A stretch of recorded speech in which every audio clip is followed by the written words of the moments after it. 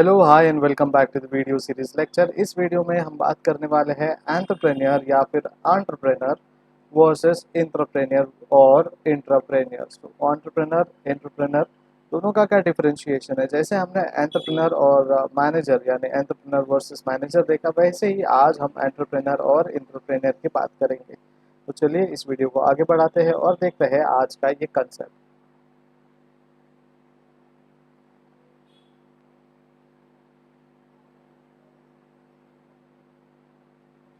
So, entrepreneur, the new brand of corporate entrepreneurs from within an organization are called as entrepreneurs. So, एक नया brand of corporate entrepreneur है जो हमारे organisation के अंदर से ही आते हैं। ठीक है, उन्हें हम एंटरप्रेनर कहते हैं। जैसे कि intra communication and inter communication, वैसे ही इंट्राप्रेनर एंड एंटरप्रेनर, इन दोनों का डिफरेंशिएशन है। ठीक है, तो the term entrepreneur was coined in USA in the late 70s के दशक में। ये इंट्राप्रेनर है जो यूएस ने कॉइन किया था यानी इन्वेंट किया था, उन्होंने इस शब्द का इस्तेमाल किया। Many senior executives of big companies in America left their jobs and started small business of their own। तो बहुत बड़े बड़े एग्जीक्यूटिव्स जो है उन्होंने बड़ी कंपनीज को छोड़ा, उन्होंने अपने बड़े ऑर्गेनाइजेशंस के साथ काम बंद किया और उन्होंने अपने ही स्मॉल बिजनेस चालू किए। ठीक है, तो इस वजह से ये एंटरप्रेनर की बात हुई और इसका जो दौर है वो शुरू हुआ। They left the organization because, वो ऑर्गेनाइजेशन छोड़ कर गए क्योंकि they did not get any opportunity to apply their own ideas in innovative abilities। उन्हीं के ऑर्गेनाइजेशन में उनके जो इनोवेटिव आइडियाज़ है वो अप्लाई नहीं कर पाए और वो इम्प्लीमेंट नहीं कर पाए, because boss is a different person and your superior is a very बहुत ही रेस्पेक्टफुल पर्सन होता है, प्लस उनके पास एक लीडरशिप एंड उनके कुछ लीडरशिप रिस्पॉन्सिबिलिटीज़ होते हैं लीडरशिप स्किल्स के साथ। तो ये जो आइडियाज़ है हम बीइंग अ सबॉर्डिनेट इम्प्लीमेंट नहीं कर पाते थे। तो बहुत सारे ऐसे अच्छे पोस्ट में जो काम करते थे या फिर एग्जीक्यूटिव पोस्ट में जो काम करते थे वो अपने आइडियाज़ को लेकर अपना एक नया बिजनेस शुरू करते थे।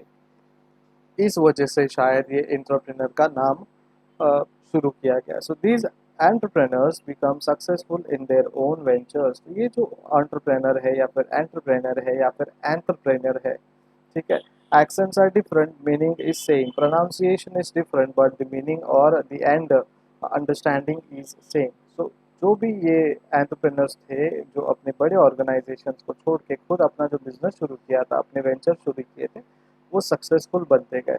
सम of them caused a threat to the corporations, they left. जो कॉरपोरेशन को थ्रेट लग रहे थे या फिर उनके आइडियाज़ के लिए लग रहा था कि सूटेबल नहीं है, मुझे अपने आइडियाज़ को खुद इम्प्लीमेंट करना चाहिए, इसलिए शायद वो ऑर्गेनाइजेशन छोड़कर जाते थे और उस वजह से एक इंटरप्रेनर का कंसेप्ट शुरू हुआ।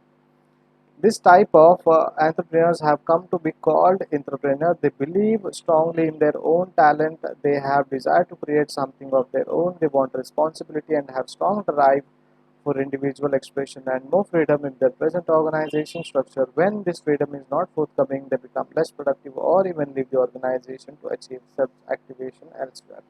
सो बेसिकली क्या है, एक टाइप ऑफ एंटरप्रेनर है जो एंटरप्रेनर के नाम पे जाना जाता है। स्ट्रांगली वो अपने टैलेंट्स पे बिलीव करते हैं, अपने डिज़ायर्स पे बहुत ज़्यादा भरोसा रखते हैं और वो क्रिएटिव रहते हैं क्योंकि उन्हें जो चाहिए उस हिसाब से वो काम कर सकते हैं। रिस्पॉन्सिबिलिटी बहुत बहुत बढ़ जाती है और उनका जो ड्राइव है, इंडिविजुअली वो जो कैपेसिटी है वो बहुत ही स्ट्रांग हो जाती है। बिकॉज आप जब अपने आइडियाज़ को लेकर एज अ लीडर चलते हो तो पूरे फ्रीडम के साथ अपने प्रेजेंट ऑर्गेनाइजेशन में, अपने खुद के ऑर्गेनाइजेशन में वो स्ट्रक्चरली प्लेस कर सकते हो और ये जो फ्रीडम जो मिलता है वो बहुत ही स्ट्रांग होता है। लेकिन अगर फ्रीडम आपके पास नहीं मिली और आपको एक रिस्ट्रिक्टिव मोड में काम करना पड़ा तो ये लेस प्रोडक्टिव हो जाता है और समटाइम ऐसा लगता है कि यार मेरे आइडियाज़ कुछ काम नहीं कर रहे हैं, तो शायद इस ऑर्गेनाइजेशन में, इस कंपनी में रह के कुछ काम नहीं है, कुछ मतलब नहीं है, एक सेटिस्फैक्शन नहीं है।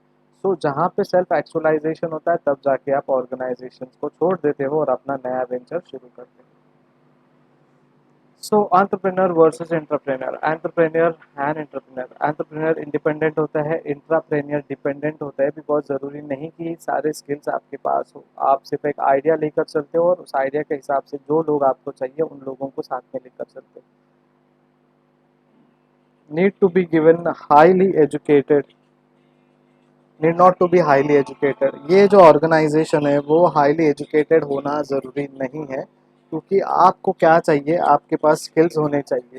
ठीक है, education is not mandatory, education mandatory नहीं है। इसका मतलब क्या है कि ये जो ऑर्गेनाइजेशन है, आप अपने टैलेंट्स के साथ काम करते हो और अपने स्किल्स के साथ काम करते हो, और ये स्किल्स जो है बहुत ही इम्पोर्टेंट है। तो ज़रूरी नहीं कि आप अपने जो स्किल है, टैलेंट है, वो एजुकेशन से ही लेकर आए। एजुकेशन इज़ नॉट मैंडेटरी, लेकिन जब आप एंटरप्रेन्योर इंट्राप्रेन्योर की बात करते हो तो आपको ये एजुकेशन जो है वो बहुत ज़रूरी है। ठीक है, क्योंकि आप बड़े ऑर्गेनाइजेशन में जब जॉब पे लगते हो तो आप एक एंटरप्रेन्योर के तरह जब काम करते हो तो आप क्या करते हो, आप खुद के डिसीजंस ले पाते हो।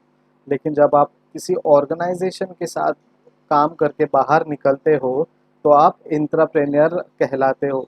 तो ये जो एंटरप्रेन्योर और इंट्राप्रेन्योर का जो कंसेप्ट है उसमें भी एक और चीज़ आती है, that is fund raising. Fund raising में हम क्या करते हैं, फंड रेजिंग में हमें कैपिटल रेज करना है, लेकिन इंट्राप्रेन्योर में नो फंड रेजिंग। क्यों? क्योंकि आप एक बड़े ऑर्गेनाइजेशन से हट के अपना छोटा वेंचर चालू कर रहे हो, छोटा एक ऑर्गेनाइजेशन के अंदर ही आप ऑर्गेनाइजेशन शुरू कर रहे हो, तो आपको फंड की ज़्यादा सोचने की ज़रूरत नहीं है। रिस्क बियरिंग है एंटरप्रेन्योर के लिए, बिकॉज ये खुद का ही अपना एक ऑर्गेनाइजेशन शुरू करते हैं। लेकिन इंट्राप्रेन्योर जो है ज़्यादा रिस्क नहीं लेते, आइडिया चला तो चला, अदरवाइज हम आगे बढ़ सकते हैं किसी और आइडियाज़ के साथ। एंटरप्रेन्योर में रूटीन वर्क हमें मेंटेन करना पड़ता है और इंट्राप्रेन्योर में स्पेशलिस्ट की ज़रूरत है, बिकॉज एक आइडिया लेते हो, उस आइडिया में आप कुछ स्पेशलिस्ट को इन्वॉल्व करते हो और वो अपने अपने काम से काम रख के अपने टास्क को कंप्लीट करते हैं। एंटरप्रेन्योर से हमें ऑपरेशन जो मिलता है वो आउटसाइड द ऑर्गेनाइजेशन रहता है, यानी आपको बाहर से काम लेना पड़ता है। इंट्राप्रेन्योर में आपको ऑर्गेनाइजेशन में ही आपका ऑपरेशन जो है वो करना पड़ता है। अथॉरिटेरियन जो है एंटरप्रेन्योर के पास बहुत स्ट्रांग होता है, इंट्राप्रेन्योर के पास अथॉरिटी बहुत कम होती है। अब एक और कंसेप्ट है copreneur. Copreneurs are entrepreneurial couples who work together as co owners of their business. ठीक है, ये जो कॉर्पोनियर्स है ये एंटरप्रेन्योर्स के कपल्स है। ठीक है, कपल्स है ना, उनके पार्टनर्स जो एक साथ काम करते हैं उनके बिजनेस ओनर्स के साथ, को ओनर्स के साथ। They are creating a division of labour that is based on expertise as opposed to a gender studies how that company co own by spouses represents one of the fastest growing business sector. So जब आप spouses के साथ काम करते हो तो आप क्या करते हो, कॉर्पोरेनियर्स कर सकते हो, जहाँ पे एक क्रिएटिव डिवीजन मिलता है, एक लेबर मिलता है जो बेस्ड रहता है उनके एक्सपर्टीज में, और एक अपोजिट जेंडर के साथ आप स्टडी करके काम करते हो। ठीक है, अपोज्ड टू जेंडर होता है, और ये स्टडी कहलाता है कि कंपनी जो को ओन्ड बाय स्पाउसेस है represent one of the fastest growing business sector.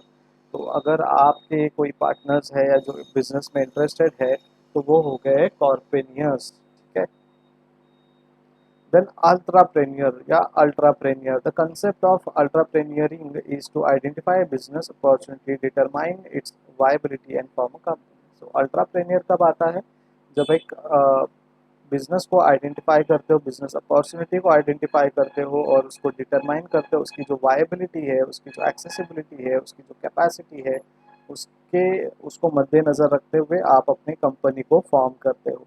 Then it requires assembling a super competent management team. एक सुपर कॉम्पिटेंट मैनेजमेंट टीम की ज़रूरत है जो आपके बिजनेस को डेवलप करेंगे, आपके प्रोडक्ट को प्रोड्यूस करेंगे, सर्विसेज को प्रोड्यूस करेंगे और उसके बाद उसको मार्केट करेंगे, जो भी आपका प्रोडक्ट या फिर सर्विस है, और शॉर्ट ऑप्टिमियम टाइम पीरियड में वो आपका काम जो है फुलफिल करेंगे।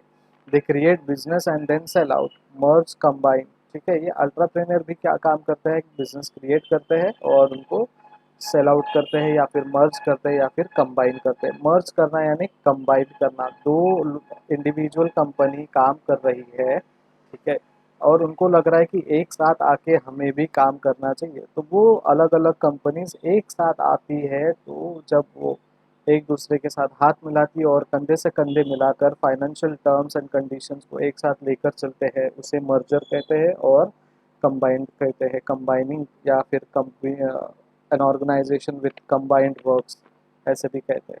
So in short, going beyond the simple undertaking and keeping a focus on the benefit of that undertaking provides a sensible definition of the word entrepreneur. So एक simple undertaking है और फोकस के साथ वो काम करते हैं और उसमें बेनिफिट रहता है और वो अंडरटेक करते हैं, मतलब रिस्पॉन्सिबिलिटी लेते हैं, और एक सेंसिबल डेफिनेशन है द वर्ड अल्ट्रा प्रेमियर का। So basically ultra premier is nothing but an organization और एन ऑर्गेनाइजेशनल वर्क जहाँ पे हम हाईली कॉम्पिटेंट रहते हैं, हम बिजनेस को परखते हैं, सोचते हैं, वहाँ पे अपॉर्चुनिटी देखते हैं, डिटरमाइन करते हैं, उसकी वाइबिलिटीज़ को चेक करते हैं और उसके बाद कंपनी फॉर्म करते हैं। That is and that process और that individual becomes an ultra premier.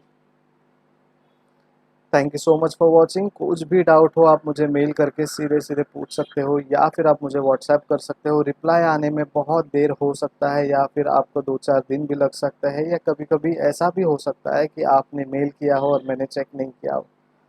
May be may not be, लेकिन आपको रिप्लाई ज़रूर आएगा।